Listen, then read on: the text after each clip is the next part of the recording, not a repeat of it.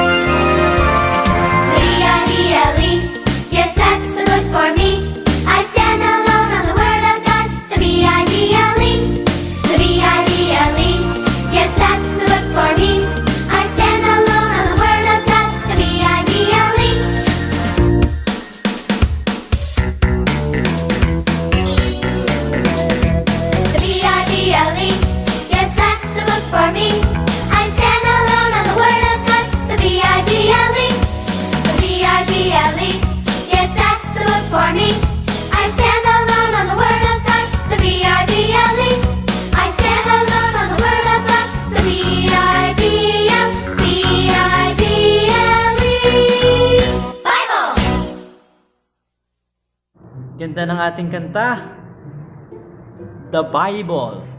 Okay? Ang Bible ay importante sa ating buhay. Dahil ito po yung Bible ay Word of God, walang mali at maaasahan. Okay, bago tayo pumunta sa ating story, tayo muna ay manalangin. Okay mga kids, pikit natin ating mga mata at itungo ating mga ulo at tayo ay mag-usap sa Panginoon.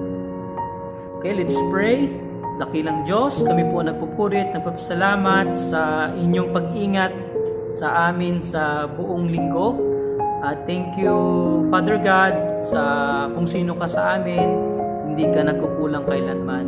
Bless our family, our friends, at salamat naman sa bagong lesson na aming mapapakinggan sa araw na ito. Bigyan mo kami ng heavenly wisdom na maintindihan namin ang story mo. And we ask forgiveness sa aming mga kasalanan. Ito po aming dalangin sa pangalan ni Jesus na aming Diyos at tagapagligtas. Amen. Okay kids, ihanda na natin ang ating puso at isipan sa pakikinig ng story. May magagawa ang Diyos. Pagkamatay ng panganay na anak ni Faraon sa ikasampung salot, hinayaan na niyang makaalis ang mga Israelita. Malapit na sila sa dagat na pula nang magbago ang isip ni Faraon at hinabol sila.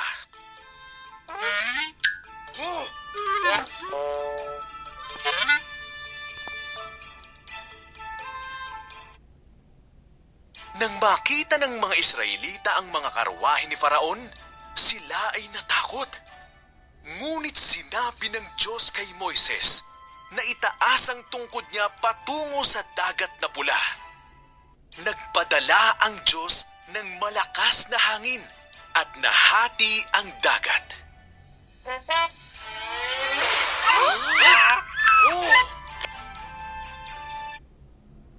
Nagkaroon ng tuyong daan at nakapaglakad ang mga Israelita sa gitna ng dagat na pula.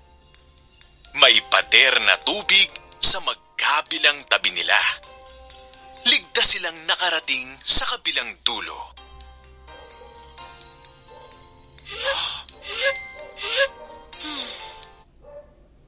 Sinundan sila ni Faraon at ng kanyang mga hukbo. Sinabi ng Diyos kay Moises na iunat niya ang kanyang mga kamay. Pagkatapos Pagkatapos ay bumalik ulit ang tubig sa dagat at nalunod si Faraon at ang hukbo niya.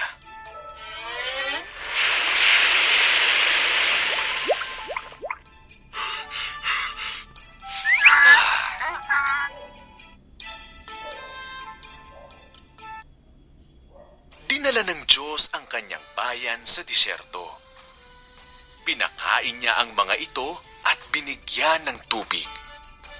Sila ay nanatili sa bundok ng Sinai, kung saan sinabi ng Diyos kay Moises na makipagtagpo siya sa kanya sa tuktok ng bundok.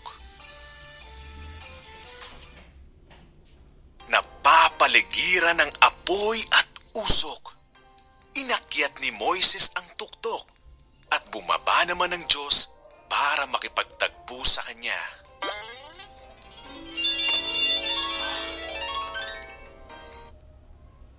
Pagkatapos ay binigay ng Diyos kay Moises ang 10 utos sa 2 tipak na bato.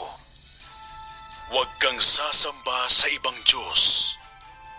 Huwag kang gagawa ng Diyos-Diyosan. Igalang mo ang aking pangalan. Ituring mong banal ang araw ng pamamahinga.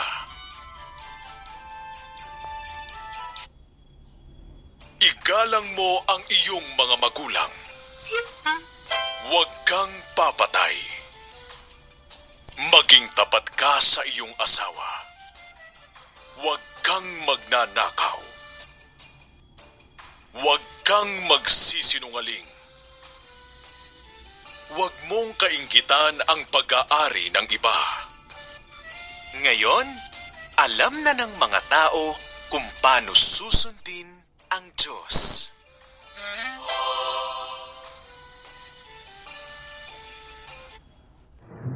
Ang ganda ng ating story. Ang title ng ating story ay May Magagawa ang Diyos. At kids, kung kayo nakikinig, mayroon akong 3 katanungan. Ang unang tanong, ano ang pangalan ng dagat? Ano ang pangalan ng dagat? Yung kanang tinawiran. At pangalawang tanong, ano ang pangalan ng bundok na pinuntahan ni Moses? Ano ang pangalan ng bundok na pinuntahan ni Moses? Pangatlong tanong, ano ang ibinigay ng Diyos kay Moses? Ano ang ibinigay ng Diyos kay Moses? Yung dala-dala niya yung 2 tablet, stone tablet. Ano kaya ang tawag dun? Yan mga bata, alam ko na alam niyo ang sagot, kaya i-comment nyo ang inyong mga sagot sa ating video na ito. Okay, this time, punta na po tayo sa ating memory verse na dadalhin sa atin ni Kuya Jistril. Okay mga bata, dadako na tayo sa ating memory verse. At ito ay matatagpuan sa Exodus chapter 20 verse 2. At ang sabi dito, ako ang Panginoon mong Diyos ang naglabas sa iyo sa lupain ng Ehipto. Muli, makikita ang ating memory verse sa Exodus chapter 20 verse 2. Salamat! Okay, punta na po tayo sa ating announcement. Salamat sa inyong panunood. At sa susunod muli, sa Lunes, ay mayroon naman tayong bagong lesson. Kaya, stay tuned lang po kayo. I-update ko kayo sa ating bagong story sa susunod na Lunes. Sige po, tayo na magwakas sa panalangin. Let's pray. Dakilang Diyos, kami po nagpupuri at nagpapasalamat sa oras na binigay niyo po sa amin. Salamat sa internet na kami makapanood at maka-learn ng bagong lesson. Thank you sa pinalaya mo ang mga Israel sa kamay ng Paraon. Alam naman, Panginoon, na ikaw ay may magagawa at ikaw ang makapangyarihan sa lahat. Thank you sa bagong lesson na ito. Itong dalangin namin sa pangalan ni Jesus. In Jesus' name I pray. Amen. Okay kids, hanggang sa muli. Paalam! Please like our video and then i-share natin para makapanood din yung iba sa Bible story. Thank you and God bless.